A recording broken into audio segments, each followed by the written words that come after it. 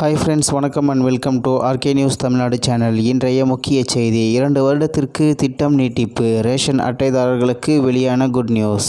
செய்தியை முழுமையாக கேட்கறதுக்கு முன்னாடி நம்ம சேனலை சப்ஸ்கிரைப் பண்ணலாம். சப்ஸ்கிரைப் பண்ணிக்கோங்க, மறக்காமல் பெல் பட்டனை கிளிக் பண்ணிக்கோங்க. அப்போ தான் நம்மளுடைய அப்டேட்டட் நியூஸ் உங்களுக்கு உடனுக்குடன் வந்து சேரும். இந்திய நாட்டில் உள்ள வறுமை கோட்டிற்கு கீழ் உள்ள மக்கள், குறைந்தபட்சம் வருமானம் இல்லாத முதியவர், தீராத நோய்கள், மாற்றுத்திறனாளிகள், மலைவாழ் குடும்பங்கள் ஆகிய மக்களுக்கு அந்தியோதயா அன்ன யோஜனா திட்டம் செயல்படுத்தப்பட்டு வருகிறது. இதன் மூலம் மத்திய மற்றும் மாநில அரசுகள் ரேஷன் பொருட்களை மானிய விலையில் இந்த திட்டத்தின் மக்களுக்கு வழங்கி வருகிறது. மத்திய அமைச்சரவை கூட்டம் கடந்த வாரம் நடத்தப்பட்ட நிலையில் பல்வேறு திட்டங்கள் குறித்தும் ஆலோசனை செய்யப்பட்டது. அதில் குறிப்பாக நாடு முழுவதும் உள்ள கோடிக்கணக்கான மக்கள் பயன்பெற்று வரும் அந்தியோதயா அன்ன யோஜனா திட்டம் குறித்த புதிய ஒப்புதலை மத்திய அமைச்சரவை வழங்கியுள்ளது. அதன்படி அந்தியோதயா அன்ன யோஜனா திட்ட பயனாளிகளுக்கு வழங்கி வரும் மானிய விலையிலான சர்க்கரை திட்டத்தை மார்ச் 31, 2026 வரை நீட்டிக்க உள்ளதாக தெரிவிக்கப்பட்டுள்ளது. திட்டத்தின் மூலம் கிலோ ரூபாய் 18.50 என்ற விலையில் 1 கிலோ சர்க்கரை விகிதத்தில் வழங்கப்பட்டு வருகிறது.